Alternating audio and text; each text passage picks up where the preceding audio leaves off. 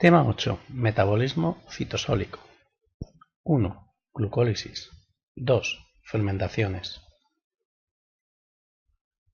Buenos días, chicos. Comenzamos hoy un nuevo tema, referido a las reacciones del catabolismo de la glucosa, que suceden en el citoplasma de todas las células.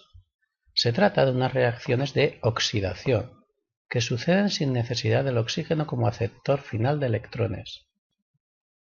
En primer lugar, vamos a hablar de la glucólisis, una ruta que sucede en dos fases y en la que se obtiene, como balance global, dos moléculas de ATP, dos de NADH y dos protones.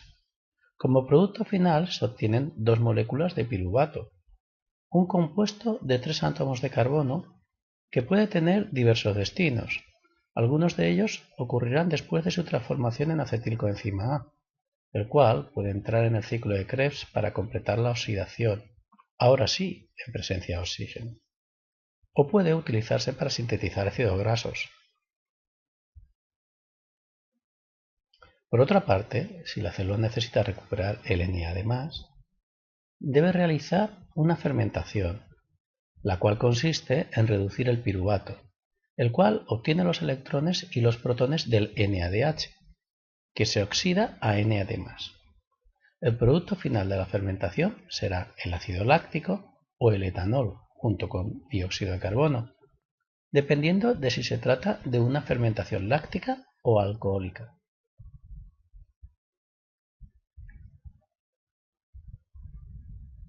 Para comenzar, tenemos que recordar, como sabemos de biología humana, que la digestión de los disacáridos y los polisacáridos se realiza hidrolizándolos hasta monosacáridos, mediante las amilasas salivar y pancreática, que rompen los enlaces glucosídicos alfa 1,4, dando como resultado disacáridos como la maltosa, los cuales deben digerirse mediante las disacaridasas en la mucosa intestinal. El resultado final son los monosacáridos, que se absorben a la pared intestinal mediante una proteína transportadora y por un cotransportador dependiente de sodio, para llegar al torrente sanguíneo y poder ingresar al interior de las células para su utilización.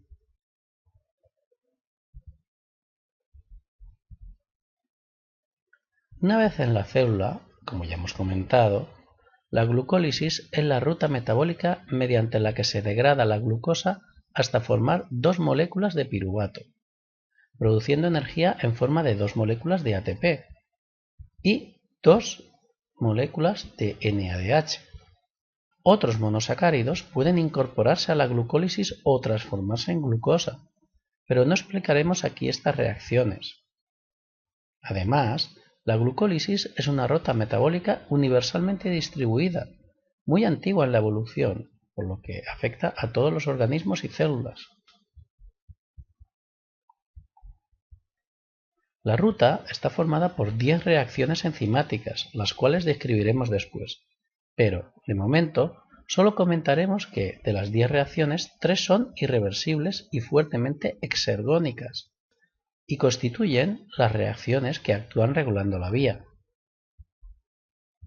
mientras que las otras 7 reacciones son reversibles, pudiendo actuar en ambos sentidos, por lo que se producirán en sentido catabólico cuando la célula requiera energía en forma de ATP y disponga de glucosa para degradarla, pero podrán utilizarse en la gluconeogénesis cuando la célula necesite generar más glucosa. También, en esta introducción, me gustaría comentar el tipo de reacciones que se producen en la glucólisis, las cuales pueden clasificarse en 5 tipos diferentes de reacciones. En primer lugar, se producen transferencias de fosfato, en las que se transfiere un grupo fosfato desde el ATP a un intermediario glucolítico, o desde el intermediario glucolítico hasta el ADP, generando en este caso ATP. Estas reacciones están catalizadas por enzimas denominados quinasas y constituyen fosforilaciones a nivel de sustrato. En segundo lugar, se producen desplazamientos del grupo fosfato, en las que un grupo fosfato es desplazado desde un átomo de oxígeno a otro dentro de la molécula, El enzima que cataliza esta reacción se denomina mutasa. En tercer lugar, se producen reacciones de isomerización, que es la conversión de una cetosa en una aldosa, o a la inversa, por una enzima denominada isomerasa. En cuarto lugar, se produce alguna reacción de deshidratación, que consiste en la separación de una molécula de agua por una deshidratasa. Y el quinto y último tipo de reacción es la ruptura aldólica, en la que se produce la ruptura de un enlace carbono-carbono en un proceso inverso de la condensación aldólica por una aldolasa.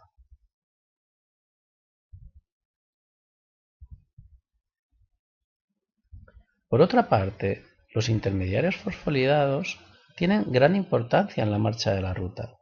Los acilfosfatos, como el 1,3-bifosfoglicerato, y los enolfosfatos, como el PEP o fosfoenolpiruvato, poseen un alto potencial de transferencia de grupos fosfato. Se forman en reacciones endergónicas y después donan el fosfato a otros compuestos en reacciones muy exergónicas, y así se favorece la ruta.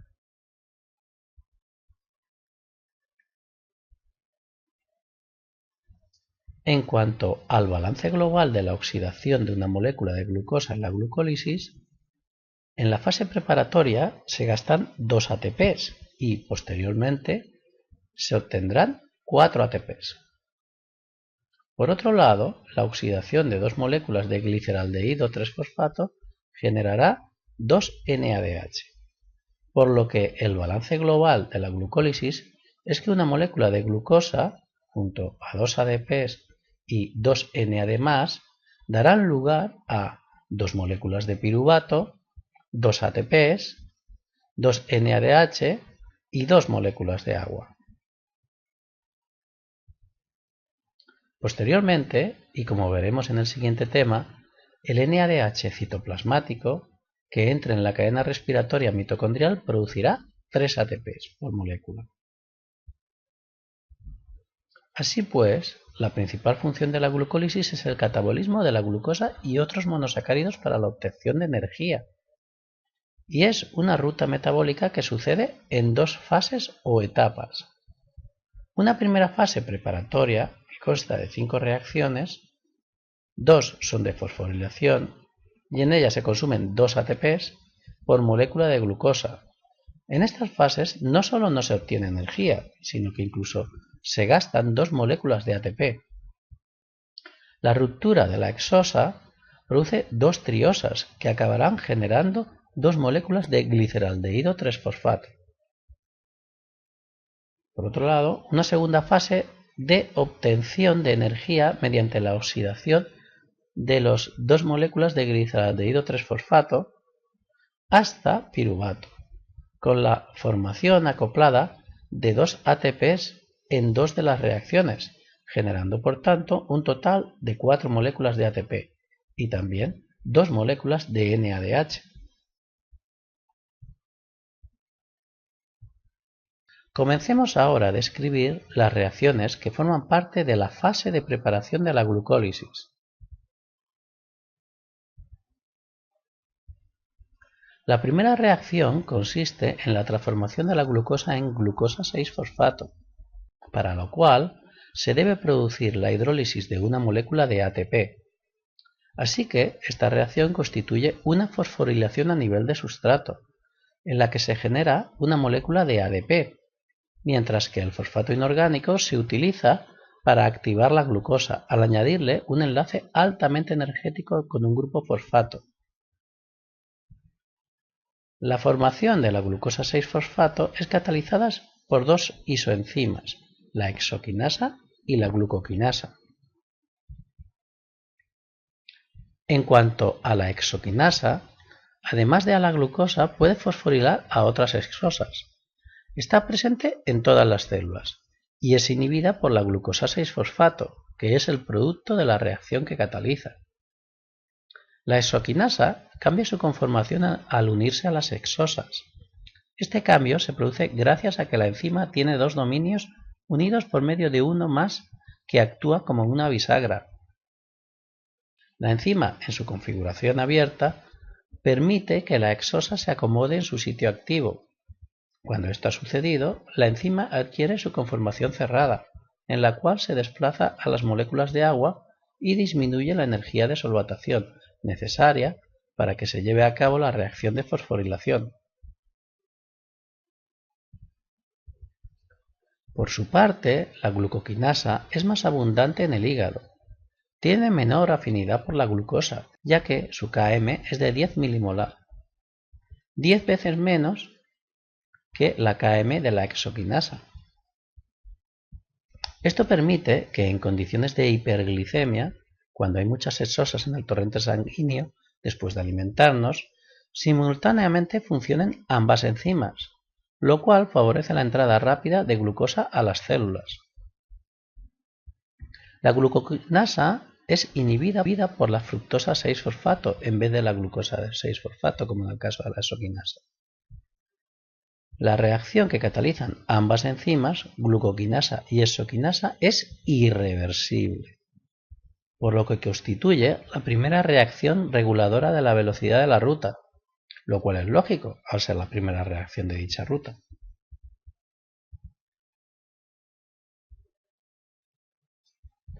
La segunda reacción consiste en la transformación de la glucosa 6-fosfato en fructosa 6-fosfato, reacción catalizada por la fosfoglucosa isomerasa, una enzima que cataliza la isomerización de una aldosa, la glucosa 6-fosfato, en una cetosa, la fructosa 6-fosfato. La reacción se lleva a cabo en 5 pasos, en los que interviene un grupo ácido de un aminoácido como coenzima, y para los cuales la enzima necesita abrir el anillo de la glucosa para hacer la isomerización y posteriormente cerrarlo, convirtiéndola en la fructosa 6-fosfato. La fosfoglucosa isomerasa requiere magnesio para su actividad y el pH óptimo para la reacción es de 6,7 y 9,3, por lo que se sugiere que los aminoácidos que participan en la misma son una histidina y una lisina respectivamente. La reacción es fácilmente reversible.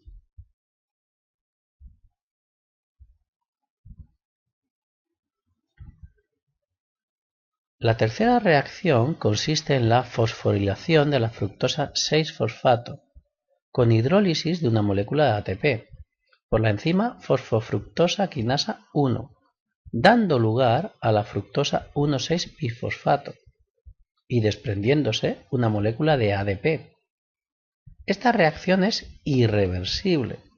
Constituye la fosfofructoquinasa 1 la segunda y principal enzima reguladora de la glucólisis. Sus factores reguladores son, en cuanto a inhibidores, cuando las necesidades energéticas del organismo son bajas, por ejemplo en estado de reposo, existen concentraciones elevadas de ATP y de ácido cítrico. Estas moléculas reconocen sitios alostéricos en la fosfofructoquinasa 1. Al unirse a ellos, ocasionan una menor afinidad de esta por la fructosa 6-fosfato, lo cual resulta en una inhibición de la actividad enzimática. En cuanto a los estimuladores, cuando las necesidades energéticas del organismo son elevadas, en el ejercicio o bien en condiciones de ayuno prolongado, se generan las altas concentraciones de ADP, de AMP y de fructosa 1,6-bisfosfato, lo cual ocasiona el incremento de la actividad de la fosfofructoquinasa 1.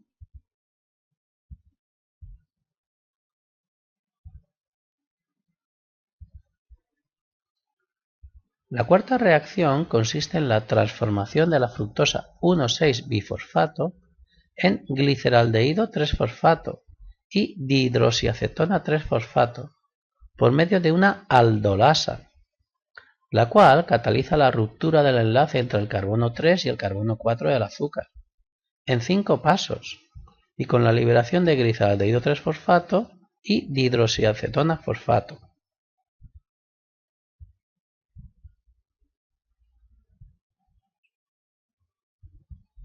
La quinta reacción consiste en la interconversión del gliceraldehído 3-fosfato y la dihidroxiacetona fosfato, reacción catalizada por la triosa fosfato isomerasa.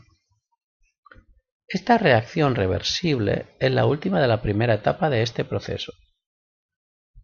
Solo uno de los productos de la catálisis de la aldolasa, el gliceraldehído 3-fosfato, continúa a lo largo de la vía glucolítica. La dihidroxiacetona fosfato y el gliceraldehído 3-fosfato, recordad que son isómeros cetosa-aldosa.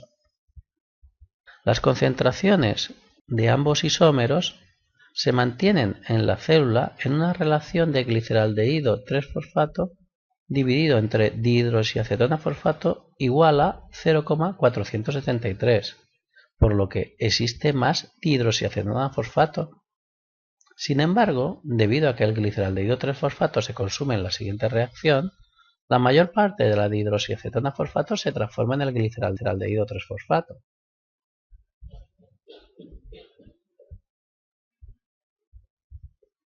Vamos ahora a analizar las reacciones de la segunda parte de la glucólisis. Antes de nada, recuerda que en esta segunda parte de la ruta, todos los sustratos y productos de las reacciones se encuentran multiplicados por 2, ya que partimos de 2 moléculas de gliceraldehído 3-fosfato. En primer lugar, la sexta reacción consiste en la oxidación de un aldehído, el gliceraldehído 3-fosfato, en una reacción exergónica que sucede en 5 pasos y que está catalizada por la enzima gliceraldehído 3-fosfato deshidrogenasa, en la que se origina el 1,3-difosfoglicerato. Constituye esta una de las etapas más importantes de la secuencia glucolítica, ya que conserva la energía de la oxidación del grupo aldehído del gliceraldehído 3-fosfato en el producto de su oxidación, el 1,3-difosfoglicerato, un anión de un ácido carboxílico al pH celular. En esta reacción, el grupo aldehído del gliceraldehído 3-fosfato se oxida a grupo carboxilo. Sin embargo, en lugar de un ácido carboxílico libre, la reacción da lugar a la formación de un anhídrido mixto del grupo carboxilo del ácido 3-fosfoglicérico y del ácido fosfórico, es decir, el 3-fosfoglicerilfosfato. La unión del grupo fosfato al carbono 1, que no constituye una fosforilación a nivel de sustrato y por lo tanto no supone gasto de ATP, es una reacción muy endergónica que no sucedería en la célula de forma aislada, por lo que se produce acoplada a otra reacción muy exergónica, es decir, la oxidación del grupo aldehído del gliceraldehído 3-fosfato, que cede una pareja de electrones al Na+, transformándose en un grupo carboxilo y produciéndose la reducción del Na+ a NADH. La gliceraldehído 3-fosfato deshidrogenasa es una enzima alostérico. Su efector principal es el NAD+, que es también uno de sus sustratos. Esta enzima posee 4 centros de unión para el NAD+. La unión de la primera molécula de NAD+ disminuye la afinidad de las otras subunidades por el NAD+, pero aumenta su actividad intrínseca. Constituye este un ejemplo de enzima alostérico que muestra cooperatividad negativa.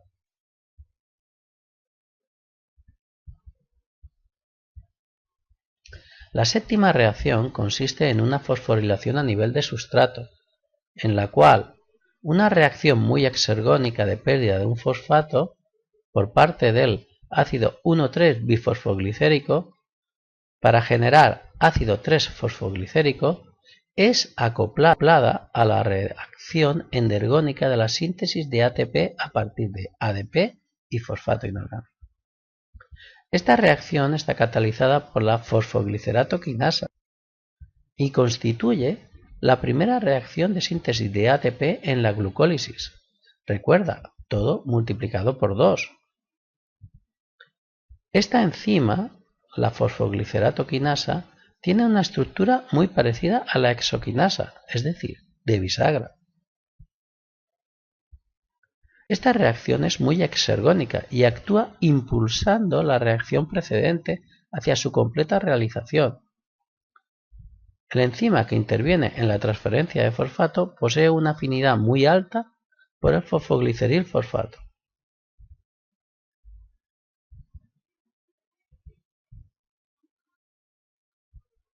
La octava reacción consiste en la conversión del ácido 3-fosfoglicérico en ácido 2-fosfoglicérico, reacción catalizada por la fosfoglicerato mutasa, que se lleva a cabo en 4 pasos.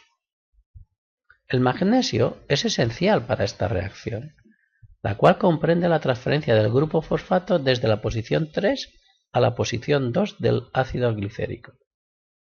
Esta reacción posee solo una pequeña variación de energía libre y es reversible.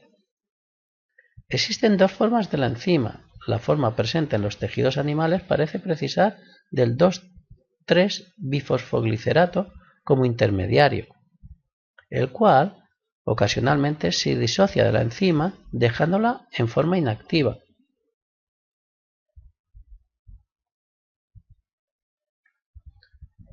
La novena reacción consiste en la conversión del 3-fosfoglicerato en fosfonolpiruvato o PEP, en una reacción de deshidratación reversible, catalizada por una enolasa, en la que se forma un doble enlace entre los átomos 2 y 3 del piruvato.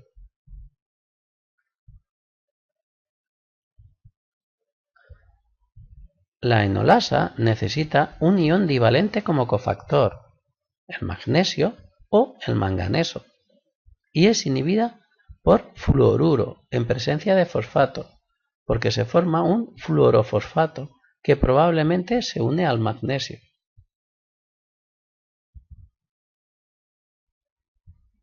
La décima y última reacción consiste en la transferencia del grupo fosfato desde el fosfoenolpiruvato hasta el ATP.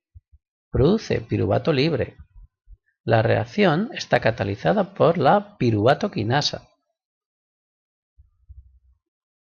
Así, la piruvatoquinasa cataliza la segunda fosforilación a nivel de sustrato en la glucólisis, en la cual hay formación de ATP mediante la hidrólisis del enlace fosfato de alta energía del fosfonolpiruvato, para formar piruvato, que es un metabolito utilizado para múltiples rutas. Esta reacción tiene un gran cambio de energía libre, por lo que es irreversible. La enzima necesita de dos cationes para catalizar la formación de ATP y piruvato. Estos son el potasio, que transforma la enzima de una forma inactiva a otra activa, y el magnesio o manganeso. El calcio compite con estos iones, inactivando a la enzima.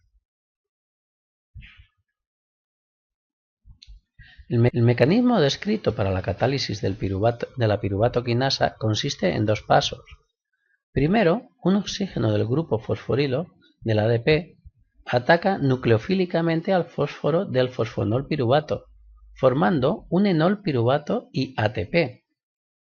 En esta reacción se conserva la energía de la hidrólisis del fosfonolpiruvato. Y, segundo, el enolpiruvato se transforma en piruvato. Esta tautomerización ceto-enol es suficientemente ergónica para acoplar la síntesis de ATP.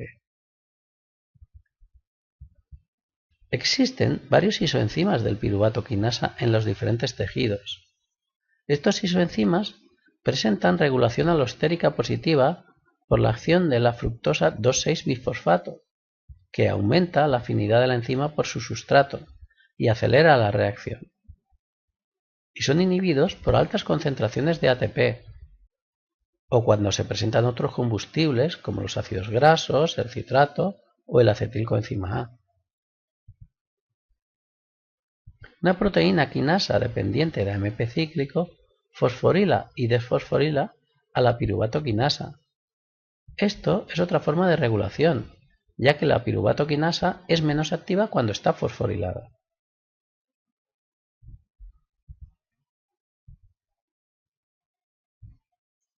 En cuanto a la regulación de la glucólisis, repasemos los enzimas que regulan la ruta.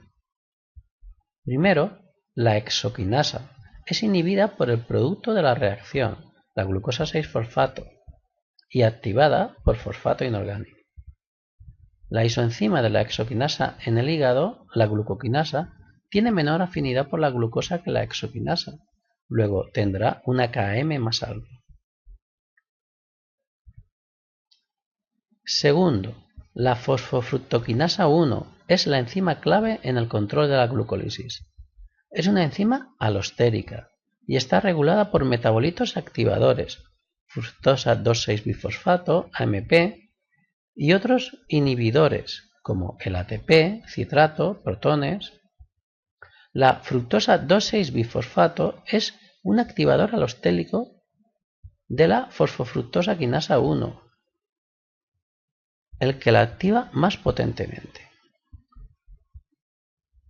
La fructosa 2,6-bifosfato se forma desde la fructosa 6-fosfato en una reacción catalizada por la fosfofructoquinasa 2.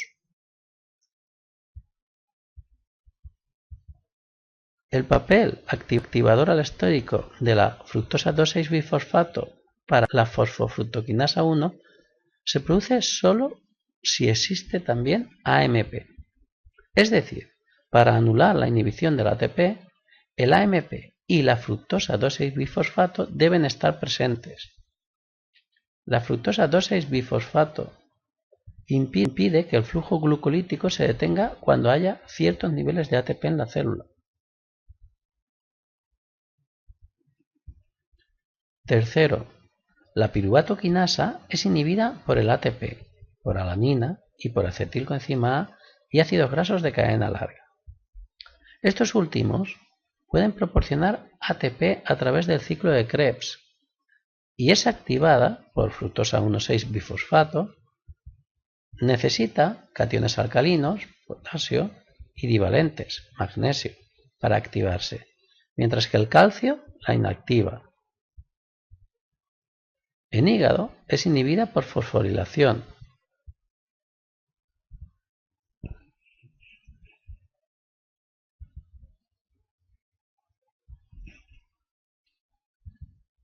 Vamos ahora a comentar cómo se recupera el Na+ en situación de ausencia de oxígeno, mediante una reacción denominada fermentación láctica, realizada por las bacterias ácido-lácticas. Generan ácido láctico y transforman la leche en productos alimenticios como el queso o el yogur. Esta fermentación láctica también se da en el tejido muscular cuando funciona en condiciones de anaerobiosis y consiste en una reducción del piruvato a lactato, a pH celular. En la última etapa de la glucólisis, el piruvato se reduce a lactato a expensas de los electrones cedidos inicialmente por el 3-fosfogliceraldehído. Estos electrones son transportados por el NADH.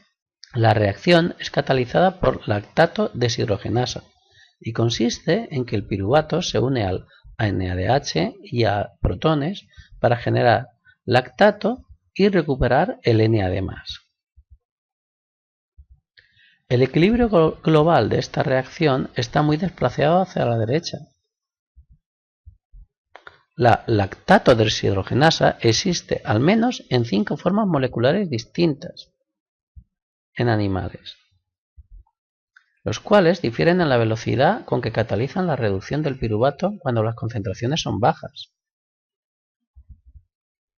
El lactato, producto final de la secuencia, en condiciones anaeróbicas, se difunde a través de las membranas celulares hacia el entorno, formando un producto de desecho.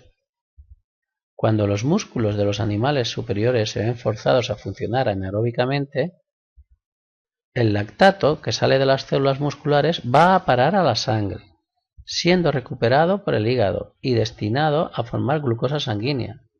Este ciclo de formación muscular de lactato, circulación hacia el hígado, formación hepática de glucosa a partir del lactato por gluconeogénesis y circulación de la glucosa hasta el músculo se conoce como ciclo de Cori.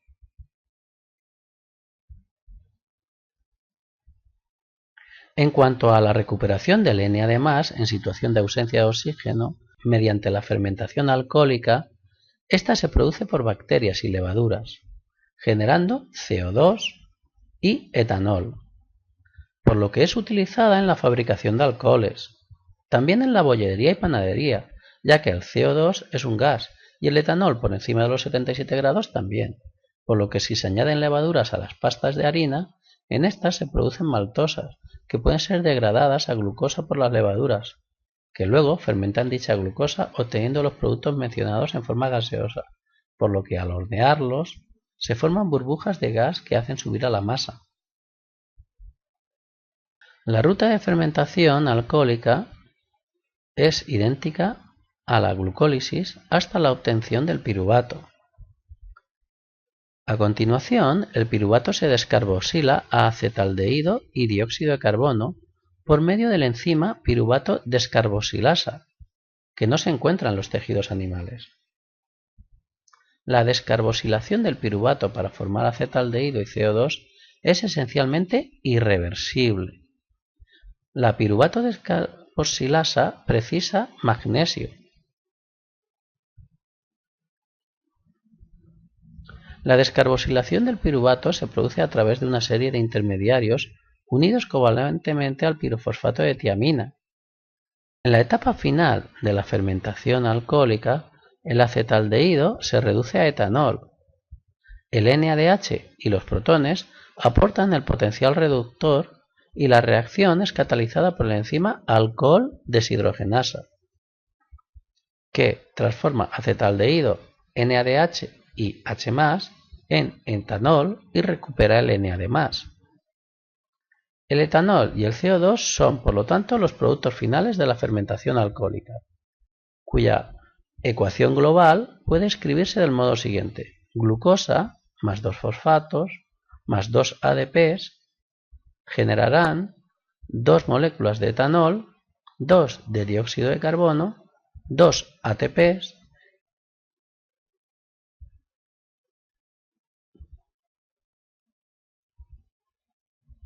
Bueno chicos, con esto hemos acabado el tema dedicado a la glucólisis y a la fermentación.